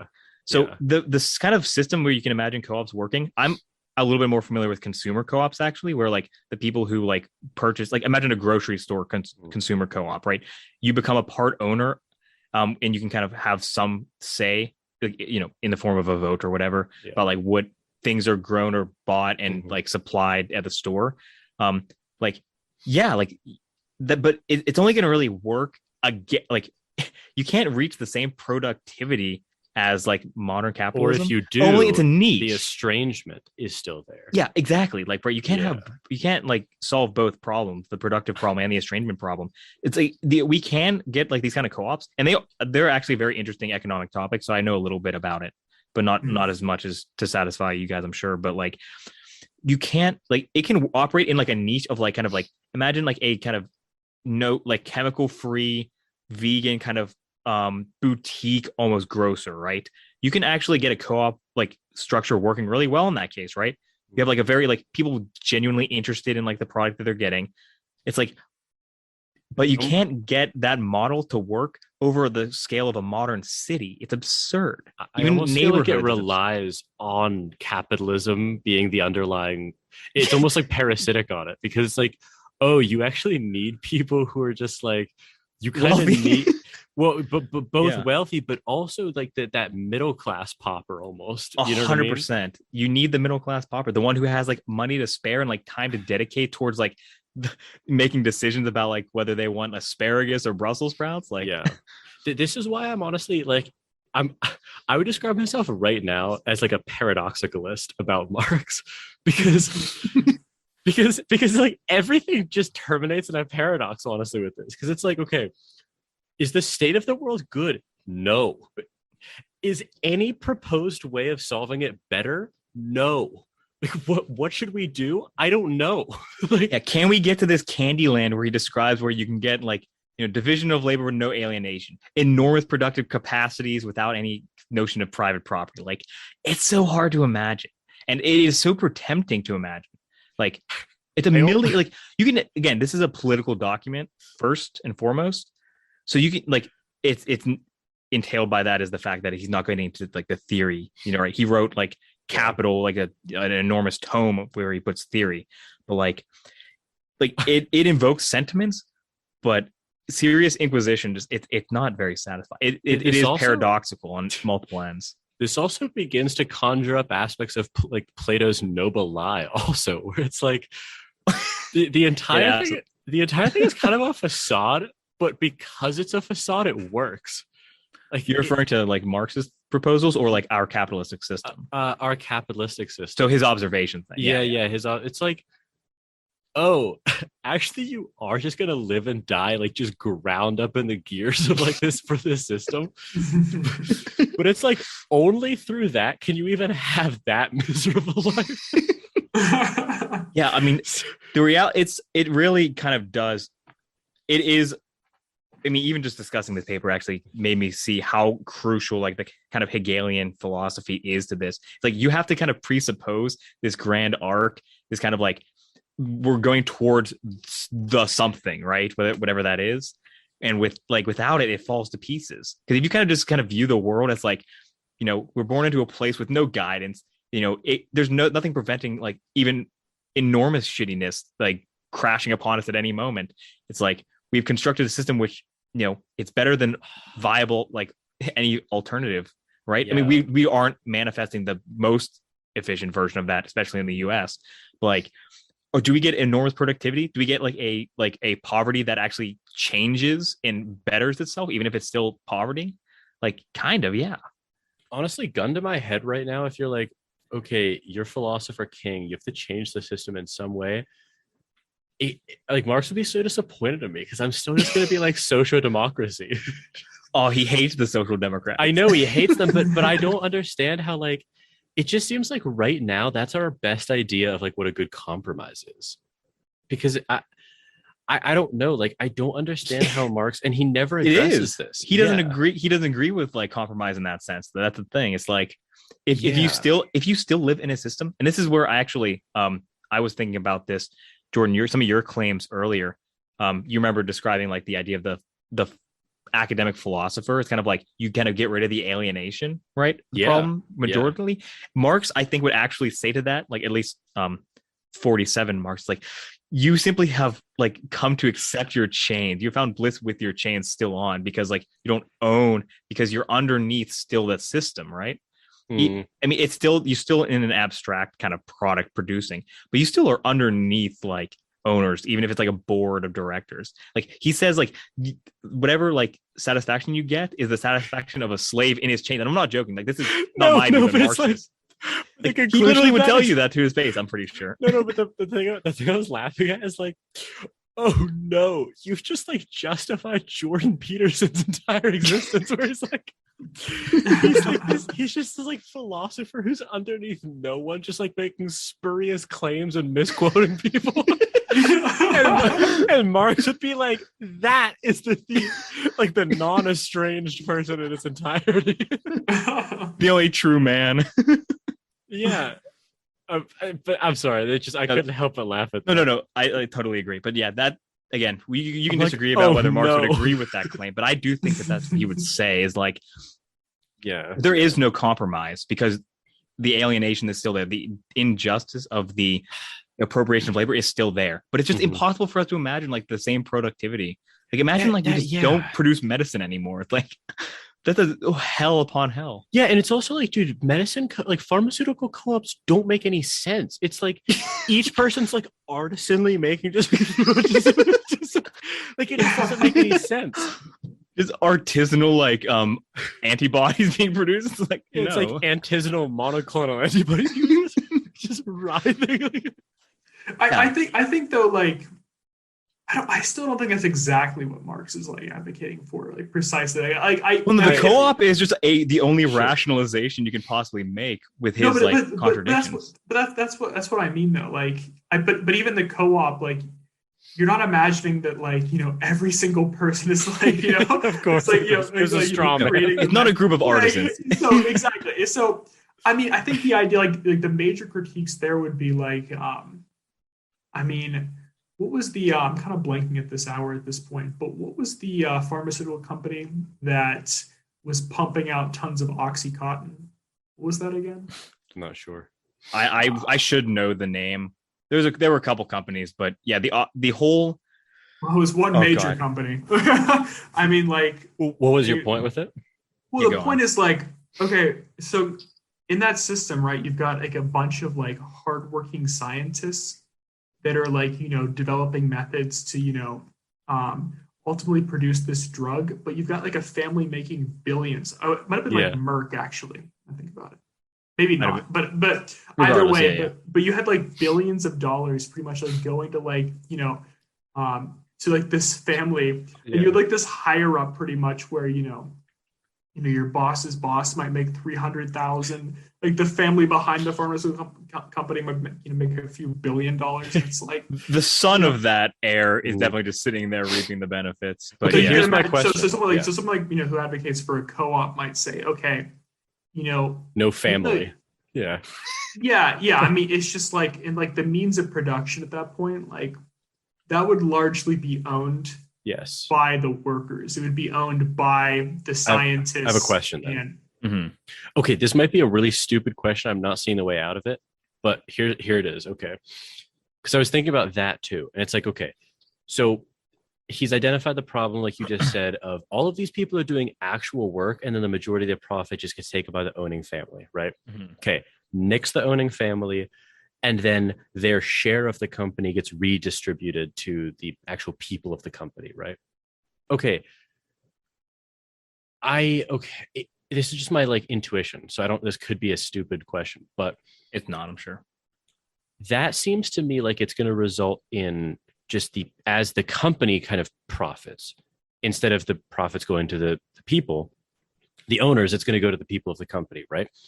Sure. Doesn't that then, it's almost like that blows up that noble lie of the part of capitalism that he said was so terrible, but it works, is that you pay people enough so that they can't really leave, but they're not going to like revolt and they just come back the next day. If people are actually profiting in that way, isn't it going to like remove their incentive to actually kind of do the work defined in the Bertrand Russell episode, where it was like stuff that you wouldn't do unless you, doesn't it kind of bite its own tail in that sense?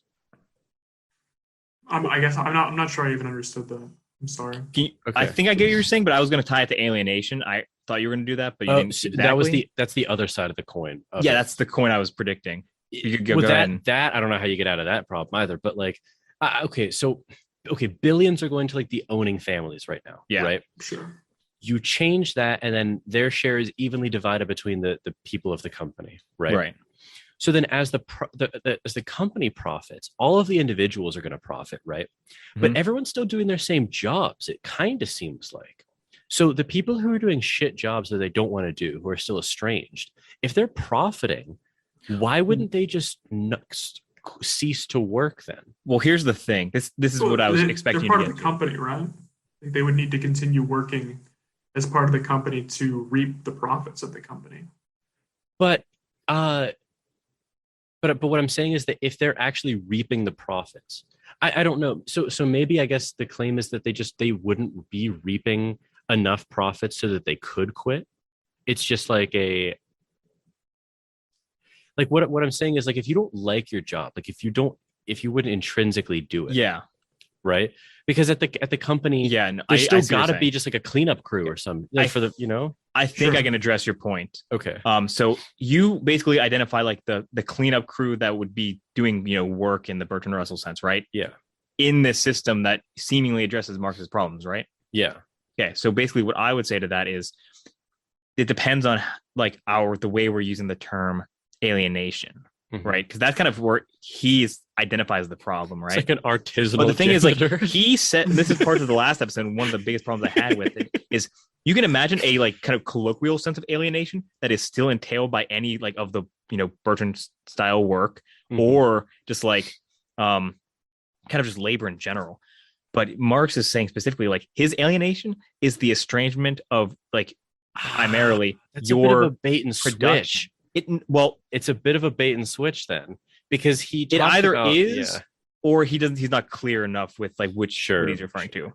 I mean, it's probably both, like at times, right? Because it's it's a political this specifically is a political document. It's easy to kind of say like invoke the alienation without kind of like strictly laying out that he means like between like the production, like the product of labor and like the laborer.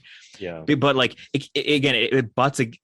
Accepting that then butts against the notion of like, well, the division of labor is still like alienating in a sense, just like not in like emotionally, like socially, it wouldn't be in the sense. It wouldn't be alienating in terms of property, but it would still be alienating in terms of this is not something that you kind of intrinsically want to do, and you still don't seem like you would be able to kind of partake in the whole process then.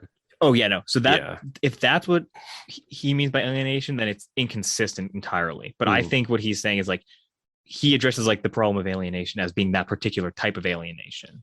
And so whenever he like solves the problem, like you can still imagine being in that scenario. It's like, well, it feels alienating in a casual sense, right? Like any division of labor is going to entail some sort of like abstraction of like your labor, right? I have a question. You can't square it. Okay, you can wave a magic wand and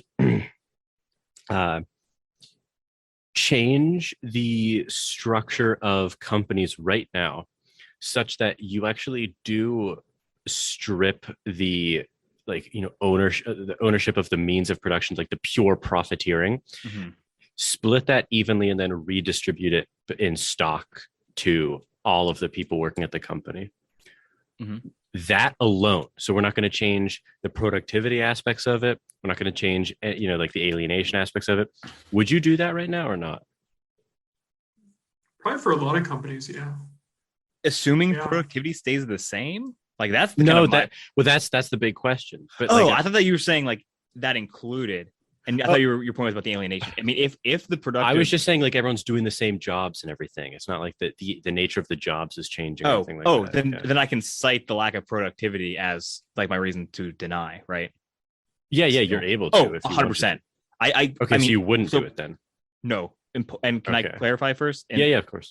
Basically, I think part of what is entailed by the kind of system is not only like reaping some of the profits, but also partial decision making, even democratically in a co-op, right? Like, and I think that is kind of where you get like, it is very hard for me to imagine like there is a utility to the hierarchy. Wait, but that's actually not entailed. I don't think that what entailed in my question was the democratic aspect of it, because you could still have someone actually making decisions for the company, like the CEO essentially. Okay, but they're not going to have like that kind of inflated profit. So it's only the profit change. Yeah. Okay, I see what you're saying. And there's still a pay differential? Yeah. Okay. Okay. Thanks for clarifying. That was good. Because I actually think the answer might be yes for a lot of companies. For me too. Because I don't know that I would. It's okay. It just depends on the company, right? I mean, just think of like the corruption we just talked about, like with pharmaceutical companies. It's like, I mean, clearly there were like perverse motives there that just convinced like a family to to make billions. I just like, do you think there would still be like that? I mean, I kind of viewed it, democratically from like at least my perspective when I said yes. But even if you weren't but let me finish this statement though. But like the way I kind of viewed it was like just if you've got like 10,000 scientists working for like a pharmaceutical company, I would think they would have like a little more honor than somebody at the top who's just like sitting there to like reap profit, has like no real understanding of like the science at play or like the potential like health consequences, but are just these numbers. So I think like it would depend like on the company, obviously, but for something like that, I can definitely imagine like seeing. Yeah. That's fair. I just don't know what honestly, if you think about it, like what the fuck are those people actually adding to society? Kind of not much. Like, wouldn't it actually be way better if just like everyone's lives were improved? Kind of hard to deny that. Yeah, exactly. Like, I pose that to you, Giffin. Basically, I think my comment is what makes it difficult in that system is if we're saying make some of like companies, form that construct, then I think it kind of collapses because it's very hard to imagine. Wave it, and all of them would be. Adam said some. Okay, yeah, that's exactly the thing. It's like I think it is an all or nothing. I don't think. I can imagine like for some companies it could work, but I do see like, and for me it's partly because it is work for a lot of these people. And like, if you're going to be less productive, less efficient in this system, which I do kind of think is likely, if not necessary, I do think then if you're going to be doing like work in the Russell sense, you're going to be doing the more profitable work, which means you're going to probably like, if you're in one of the higher ups or like, have some control, like in that sense, you're probably going to move to where you can get more money if you're going to be doing like, things you wouldn't do otherwise, like regardless, you know what I mean? Yeah. So I think it is an all or nothing. And I think between the all or the nothing, I choose the nothing. Clip, Giffin denies the paupers. Just the last clause there. I choose the nothing. I choose the nothing. What do you mean by that? I chose the nothing already. I chose the nothing. Yeah. I don't know if that was coherent, but that's kind of like my inclination, at least, to that question. Yeah, I get it. I think the logic follows that you put out there. I mean, I just wonder if like you were able to do it, maybe it's like a specific industry, because there would be like less movement. That's true. Like between like individuals, like that's a very good point. Actually, you know what I mean? Like based like the pharmaceutical example, like it's not like you're gonna be a scientist. Like if you're skilled labor, that works. If you're not skilled labor, if you're gonna be like moving garbage cans, you can go to any industry, right? But for like the scientists, wait, but wouldn't you actually want to be in the industry of redistribution? Who's you? Yeah, The if you're unskilled? unskilled. Yeah. The unskilled. They're all going to flock to the redistribution companies, right? Well, that depends on like, because the profits that you reap, because imagine in this case, like we've been talking about profits, but you also reap the losses, if you're not productive enough. Yeah. So in that case, what does it's that like even entail? Like what That's I mean, the thing company goes under, but like, I don't know, what does that like actually entail? It's one thing that's hard to imagine. Like yeah, we are pretty well ingrained, like to the notion of like kind of like a limited liability corporation, which kind of comes from property. So it's like it's hard for everyone us to just walks away clean from like the burning plane. That's exactly the point. Like especially when it comes to anything that requires, and this is another thing that Marx didn't foresee, is like the idea of skilled labor. He imagined everyone was just someone like you crank a wheel. Like there's no like intelligent like scientist, which is kind of abstracted in his world. It's like everyone's turning the dial, and if you can't turn the dial like the person to your left, you just die. Like, I'm not joking. He says that. Only insofar as like the productive classes deem you worthy to live. Yeah. So I think we're sort of getting at the point of our productivity. Speaking of, at least I know I am. I think that this for me is ending in a bit of aporia, that Greek word for kind of confusion. I mean, if in a good way though. I mean, if I understand Marx in a way that I think is, productive, I still don't know entirely what I think about him, which is, which is not a bad thing. But I would put a lot of claim in the stake in the claim that if you've listened to this, you understand Marx better than Peterson does. But by our first comment, we had surpassed him. Imagine thinking that, he in that video that I sent you guys, that debate, he was like, I haven't read a book less intelligible than this, or something. Like he had like, come on, man. Like, where's the charitability? Like, you don't have to agree with Marx, but like, really, you haven't read a text that's riddled with more falsehoods or whatever? This, like, come on. No, it's impossible. Like, you're not being intellectually honest. Like, we sat down and we just like, looked at inferences that we could make. We looked at, assumptions that he made that we disagree with, or contradictions or paradoxes. Like that was where we got it. Not like ideas are mostly wrong, therefore. and like worst of all was like the context of that, because like that he was like discussing with like Zizek, right? Yep. But so like it was a discussion of like Marxism, and there's been like 160, 180 years now of like literature since like this pamphlet was published, and like Giffin said, it's a political pamphlet. So it's called arms. Yeah. So it's pretty funny, like when debating like an economic system, like in a political system of like, there's been like development, like 200 years worth of literature. You arrive with like a political pamphlet, having read it, and it's just like, dude, you shouldn't be on this stage. What's wrong with you? It's almost like discussing like the reactive attitudes. Or no, even worse than that. It's almost like discussing like restorative justice, but then only having read like a Christie paper, and you just show up exactly and it's like, there's no dogmatism. Like he's not the final word. Like it's the ideas that like are carried through. Exactly. Like you can read a paper published in 2022, which entails some particular like niche or aspect, and you can't just pull up conflict as property and make like ridiculous claims. It also betrays his motives too. His motives were to smear and win the fight, not to actually just engage in the argument. Yeah, not even in. He attacked the psychology of Marx and Engels. Like he literally argued from the ad hominem. He's like, truly. All right, well, let's formally wrap this episode up. I don't think we'll have any. I don't think that this podcast garners a lot of Peterson fandom, but we've surely eschewed it after this episode. Two non-overlapping circles at this point, if it was ever here. Yeah. All right. Well, tune in next time for Unknown, whatever we'll be talking about. Well, I hope you enjoyed that episode of Plato's Cave. I always enjoy discussing topics with these two guys. So if you want to support the show in any way, you can do so simply by sharing it. I'm hoping to get this show out to more people. And so if you want to share it on Twitter or social media, that would really help me.